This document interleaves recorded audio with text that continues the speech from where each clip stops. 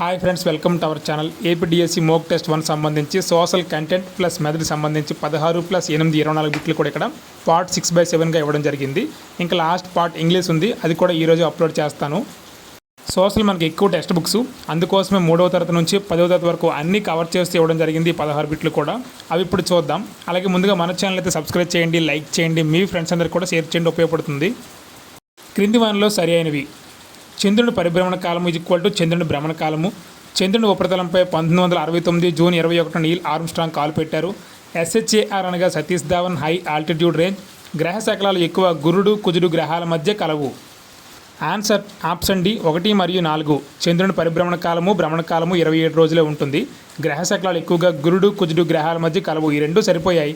చంద్రుని ఉపరితలంపై Neel Armstrong 1969 July నెలలో కాలు మోపాడు, జూన్లో కాదు. అలాగే సార్ అనేది Satish Dhawan high altitude range కాదు. సార్ అంటే శ్రీహరికోట హై ఆల్టిట్యూడ్ రేంజ్గా ఉండేది, దాన్ని సతీష్ ధావన్ స్పేస్ సెంటర్ SDSCగా మార్చారు.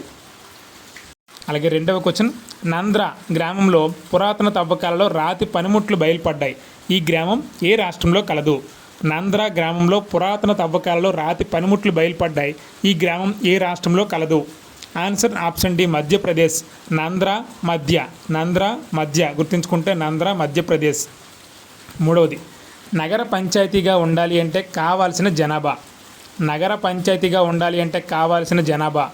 ఆన్సర్ ఆప్షన్ బి 20,000 నుంచి 40,000. నగర పంచాయతీ అవ్వాలి అంటే ఆ ప్రదేశంలో ఉండాల్సిన జనాభా 20,000 నుంచి 40,000 మధ్యలో ఉంటే నగర పంచాయతీగా దాన్ని ధృవీకరించడం జరుగుతుంది. నెక్స్ట్ నాలుగవది: కాకతీయ కాలంలో ఎల్లరి పుల్లరి అనేవి దీనికి సంబంధించినవి. కాకతీయ కాలంలో ఎల్లరి పుల్లరి అనేవి దీనికి సంబంధించినవి. ఆన్సర్ ఆప్షన్ బి పన్నులలో రకాలు. ఎల్లరి అంటే ఇంటిపై వేసే పన్ను, పుల్లరి అంటే అటవీ ఉత్పత్తులపై వేసే పన్ను. ఇవి పన్నుల్లో రకాల పేర్లు. కాకతీయుల కాలం కూడా గుర్తుంచుకోవాలి. ఐదవది: కిస్రూ ఖాన్ క్రింది ఏ వంశ చివరి పాలకుడు? కిస్రూ ఖాన్ క్రింది ఏ వంశ చివరి పాలకుడు? ఆన్సర్ ఆప్షన్ డి ఖిల్జీ వంశం. ఖిల్జీ వంశంలో చివరి పాలకుడే ఈ కిస్రూ ఖాన్. మనకి పాలకులు చివరి మొదట వాళ్ళ ఇంపార్టెన్స్ గుర్తు ఉండాలి. ఇది హిస్టరీలో ఇచ్చే బిట్లు మెయిన్గా ఇలానే ఉంటాయి. ఆరవది: అక్బర్ యొక్క శిస్తు పద్ధతి అయిన జబ్త్లో పన్ను గురించి సరి అయినవి. ఇక్కడ పన్ను స్థిరంగా 1/3 వంతు చెల్లించాలి. పన్నును రాగి నాణేల రూపంలో చెల్లించాలి. ఈ పద్ధతి రాజా తోడరమల్ పర్యవేక్షణలో చేయబడింది. ఆన్సర్ ఆప్షన్ బి 2, 3 సరైనవి. ఆప్షన్ 1 సరికాదు. ఎందుకు అంటే ఈ జబతు విధానంలో పన్ను స్థిరంగా ఉండదు. 1/3 నుంచి పంట ఉత్పత్తిని బట్టి 1/2 వరకు, అంటే సగం వరకు అని ఇస్తారు. 1/2 వరకు కూడా ఉండొచ్చు. ఈ మిగతా 2 సరిపోయాయి. దామ్ అనే రాగి నాణేల రూపంలో పన్నుని చెల్లించాలి.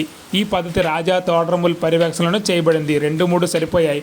ఆప్షన్ 1 మాత్రం స్థిరంగా 1/3 కాదు. ఏడవది: రాజ్యాంగంలో ఒక భావనకి సంబంధించి ప్రకరణాల సముదాయం సూచించేది ఏది?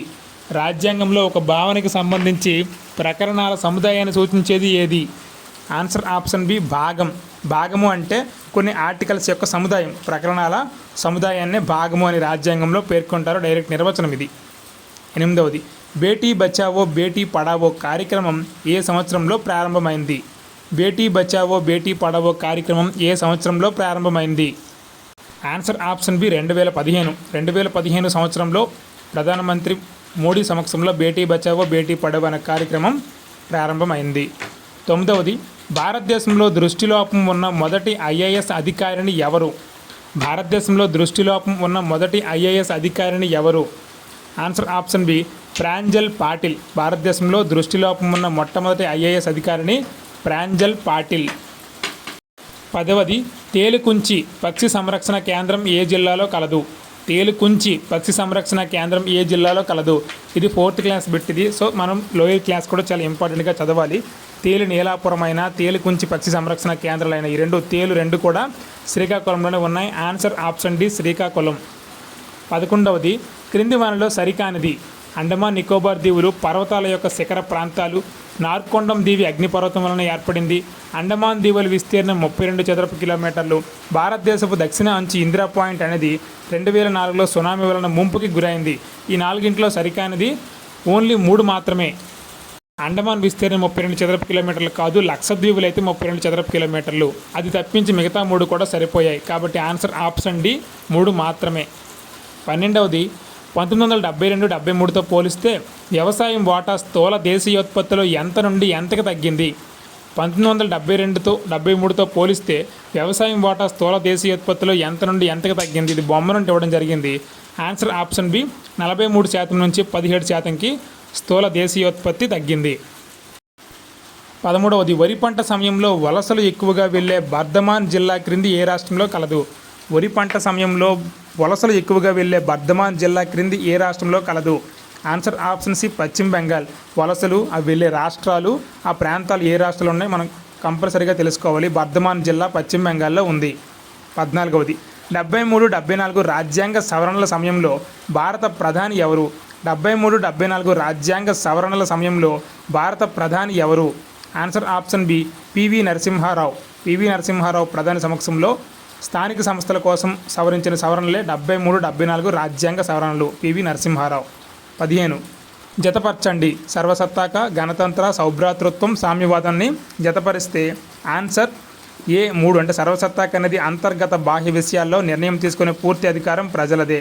అలాగే గణతంత్ర అంటే ఎన్నికైన వ్యక్తే దేశాధిపతిగా ఉండాలి, వారసత్వంగా ఉండకూడదు. అలాగే సౌభ్రాతృత్వం అంటే దేశ ప్రజలందరూ ఒకే కుటుంబ సభ్యులుగా సోదరభావంగా ప్రవర్తించాలి. అలాగే సామ్యవాదం అంటే సామాజిక, ఆర్థిక, రాజకీయంగా సమానత్వం అన్నమాట. ఇది సామ్యవాదం. 16వది కంటెంట్లో లాస్ట్ బిట్. క్రింది వాటిలో సరికానిది.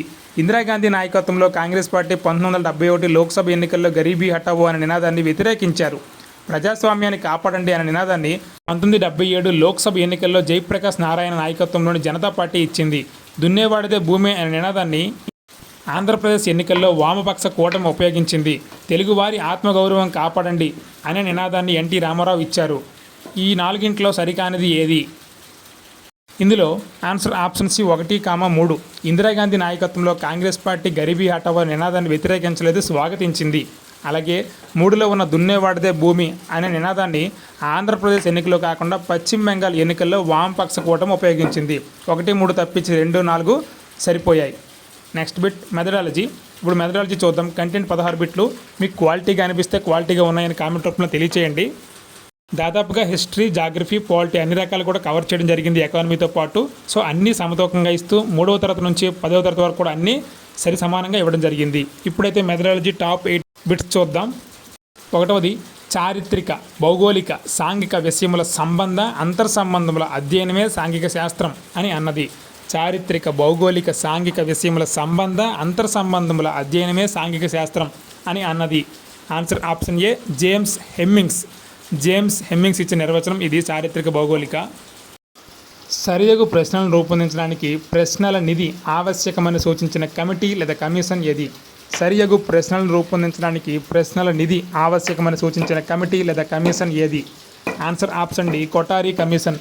ప్రశ్నల నిధి గురించి, వాటి ఆవశ్యకత గురించి చెప్పింది ఎవరు అంటే కొఠారి కమిషన్, ప్రశ్నల నిధి గురించి. 3వది నల్లబల్లకి విద్యార్థులకి మధ్య ఉండాల్సిన కనీస దూరం ఎంత? నల్లబల్లకి విద్యార్థులకి మధ్య ఉండాల్సిన కనీస దూరం ఎంత? ఆన్సర్ ఆప్షన్ బి 6 అడుగులు. జనరల్గా స్పష్ట దృష్టి కనిష్ట దూరం కూడా 6 అడుగులే. టీవీ నుంచి విద్యార్థికి లేదా స్టూడెంట్కి లేదా ప్రతి మనిషికి ఉండాల్సిన దూరం కూడా 6 అడుగులే. అలా గుర్తుంచుకుంటే ఈజీ. 4వది క్రింది వానిలో సరి అయినది. ఉపన్యాస పద్ధతి ఉపాధ్యాయ కేంద్రీకృత పద్ధతి, సాంఘిక ఉద్గార పద్ధతి విద్యార్థి కేంద్రీకృత పద్ధతి, వక్తృత్వం చర్చా పద్ధతికి రూపాంతరం, చర్చా పద్ధతి సాంఘిక అధ్యయనాల్లో విలువైన బోధనా పద్ధతి. ఆన్సర్ ఆప్షన్ ఏ 1, 2, 3, 4 అన్నీ సరైనవే. ఉపన్యాస పద్ధతి ఉపాధ్యాయ కేంద్రీకృతం, సాంఘిక ఉద్గార పద్ధతి విద్యార్థి కేంద్రీకృతం, వక్తృత్వం చర్చా పద్ధతికి రూపాంతరం, చర్చా పద్ధతి సాంఘిక అధ్యయనాల్లో విలువైన బోధన పద్ధతి అన్నీ సరైనవే. ఆన్సర్ 1, 2, 3, 4. 5వది క్రింది వానిలో అవగాహన లక్ష్యం యొక్క స్పష్టీకరణ కానిది. క్రింది వానిలో అవగాహన లక్ష్యం యొక్క స్పష్టీకరణ కానిది. ఆన్సర్ ఆప్షన్ సి సామాన్యీకరణాన్ని ప్రతిపాదించడం. సామాన్యీకరణం జనరలైజేషన్ చేస్తే అది వినియోగం కిందకు వస్తుంది. తప్పులు సవరించుట, వ్యాఖ్యానించుట, తప్పులు గుర్తించుట అనేవి అవగాహన లక్ష్యాలు. 6వది క్రింది వానిలో పిల్లల భాగస్వామ్యము, ప్రతిస్పందనలు అనే సాధనంని పరీక్షించేది ఏది? క్రింది వానిలో పిల్లల భాగస్వామ్యం, ప్రతిస్పందనలు అనే సాధనంని పరీక్షించేది ఏది? Answer option A teacher diary. Teacher డైరీలోనే పిల్లల భాగస్వామ్యము, ప్రతిస్పందనల గురించి రాసుకోవడం జరుగుతుంది. అదే దాని యొక్క సాధనం. 7వది సాంఘిక శాస్త్ర విలువలలో లేనిది ఏది? బౌద్ధిక విలువ, ఉపయోగిత విలువ, శాస్త్రీయ వైఖరుల అభివృద్ధి విలువ, సృజనాత్మకత విలువ.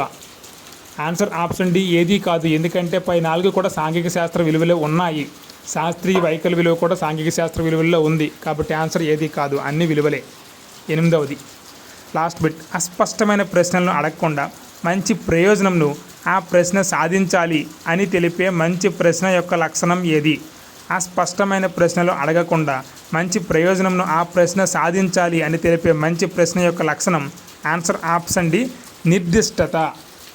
నిర్దిష్టత అంటే అస్పష్టమైన ప్రశ్నలు అడగకుండా దేనికోసం అడుగుతున్నామో ఆ మంచి ప్రయోజనాన్ని ఆ ప్రశ్న సాధించగలిగితే ఆ ప్రశ్నకి నిర్దిష్టత ఉన్నట్లు లెక్క. ఇది ఫ్రెండ్స్ 16 + 8 24 బిట్లు సోషల్ కంటెంట్ ప్లస్ మెథడ్కి సంబంధించి ఏపీడిఎస్సి మోక్ టెస్ట్ 1 మనం పెట్టడం జరిగింది. అలాగే మోక్ టెస్ట్ 2, 3, 4 రాయాలంటే మన యాప్ని డౌన్లోడ్ చేసుకుని డిస్క్రిప్షన్ చూడండి. Thank you for watching. Please subscribe, like and share our channel. Thank you one and all.